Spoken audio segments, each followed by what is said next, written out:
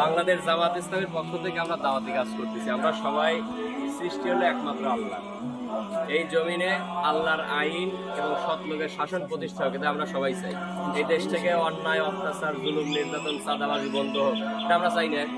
সুখে শান্তিতে আরামে বসবাস করতে হলে মানব রচিত কোনো বিধান দিয়ে সেই দেশে সুখ শান্তি ফিরে আসতে পারে না। সুখ শান্তি পাইতে হলে আল্লাহর আইন দিয়েই সেই জমিনে যদি রাষ্ট্র প্রতিষ্ঠিত হয়, তাহলে সেখানে সুখ আর শান্তি আসতে পারে। এই জন্য আমাদের বাংলাদেশ জামাত ইসলামের স্লোগান, সৎ লোকের শাসন চাই, আল্লাহর আইন চাই। এর মাধ্যম দিয়ে এই জমিনে আমরা শান্তি প্রতিষ্ঠা করতে চাই, সুখী সমৃদ্ধি একটি রাষ্ট্র গঠন করতে চাই। আল্লাহ আমাদের সবাইকে কবুল করুন। আমিন।